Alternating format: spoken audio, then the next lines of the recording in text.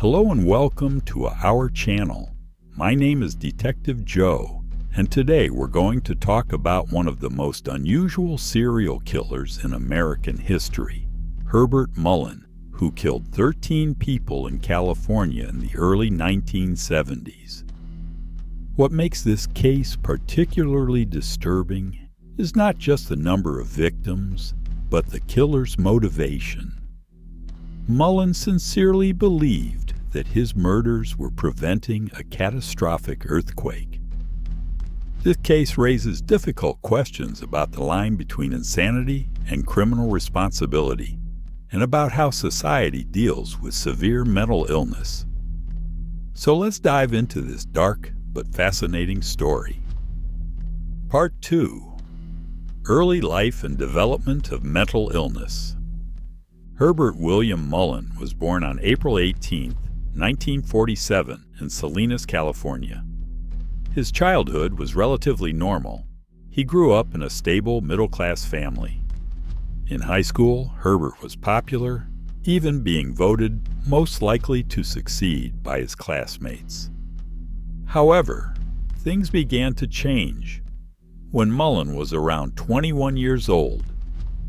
In 1969, his close friend was killed in a car accident, which seemed to trigger a profound psychological change in Mullin. He began to exhibit strange behaviors and expressed unusual ideas. He shaved his head completely and tattooed a small symbol on his scalp. He became obsessed with Eastern religions and meditation. Over the next few years, Mullin's mental state deteriorated significantly. He was diagnosed with schizophrenia and was hospitalized several times, but was always released after short periods of treatment. He began to hear voices and developed increasingly bizarre delusions. Psychologist. What we see in Mullin's case is a classic progression of untreated paranoid schizophrenia.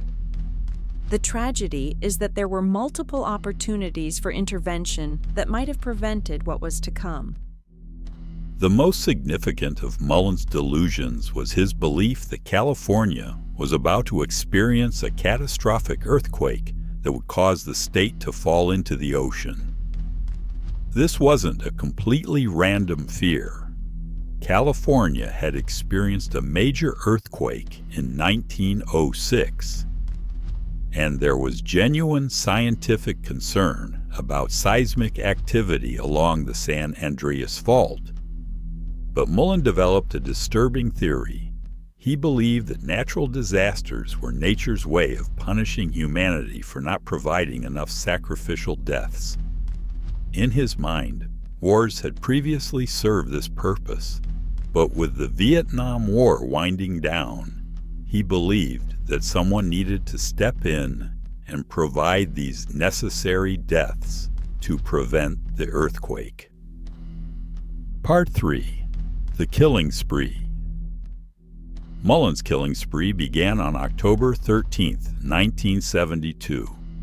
His first victim was a homeless man named Lawrence White, whom Mullin beat to death with a baseball bat in a secluded wooded area. According to Mullin's later testimony, he interpreted a pattern in the trees as a message telling him that this man needed to be sacrificed. Just 2 weeks later, on October 24, Mullin picked up a female hitchhiker named Mary Guilfoyle. He stabbed her in the chest and dissected her body, later claiming he was examining her for pollution. He left her remains scattered along a hillside. On November 2nd, Mullin committed what might be his most shocking crime. He went to the confessional at St. Mary's Catholic Church in Los Gatos and stabbed Father Henri Tomé to death.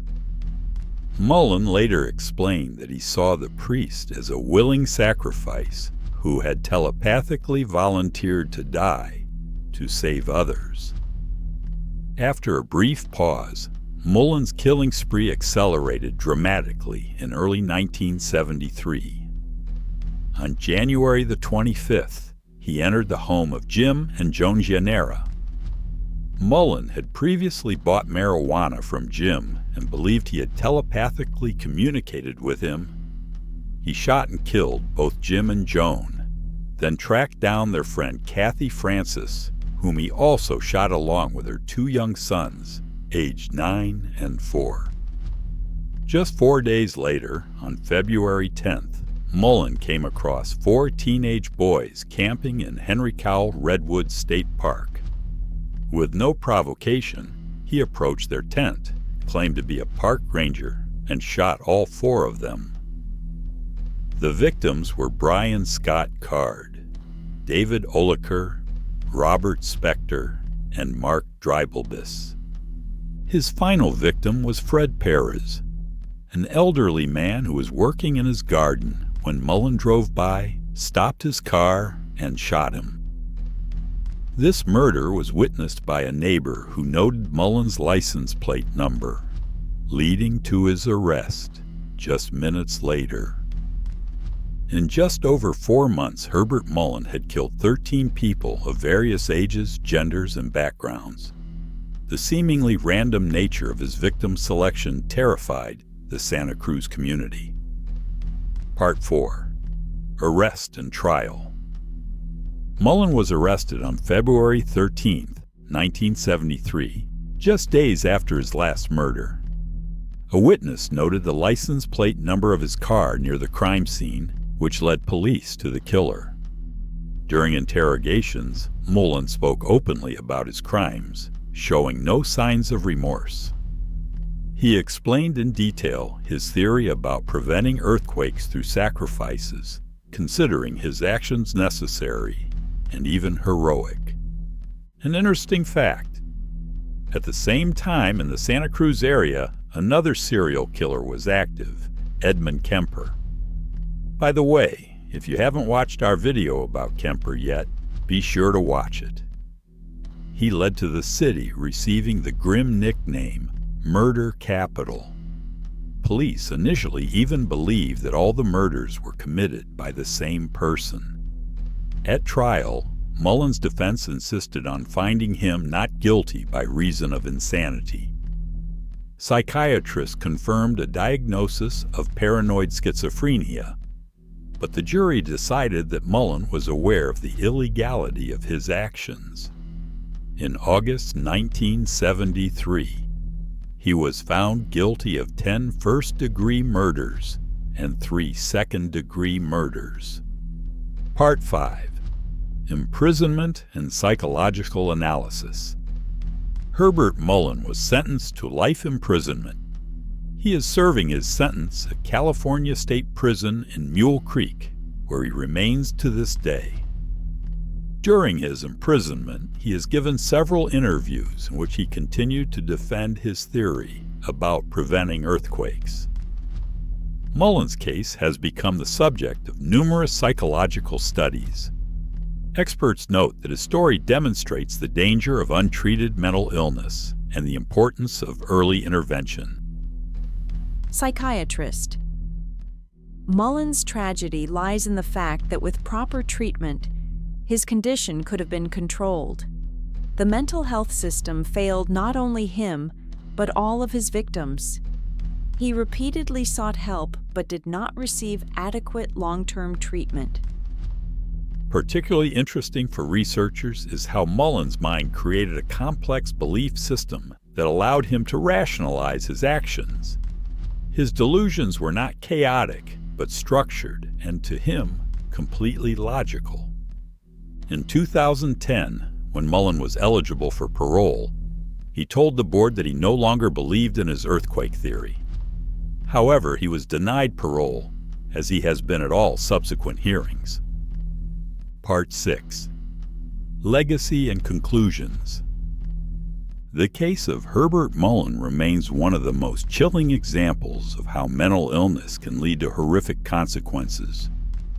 It also highlights problems in the mental health care system that existed then, and unfortunately, often persist today. For the families of Mullin's 13 victims, the pain of loss does not diminish with the years. Many of them have spoken against his possible release at every parole hearing. Mullin's story has also changed law enforcement's approach to investigating serial killings and influenced the development of forensic psychology. His case is studied by psychology students and criminologists as an example of the complex interaction between mental illness and violent behavior.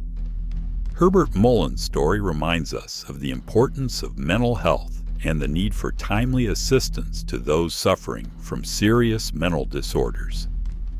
It also makes us think about the fine line between sanity and insanity, and how society should respond to crimes committed by people with severe mental illnesses. Thank you for watching our video. If you enjoyed it, please subscribe to the channel, like, and share your thoughts in the comments. What other stories would you like to hear? See you next time.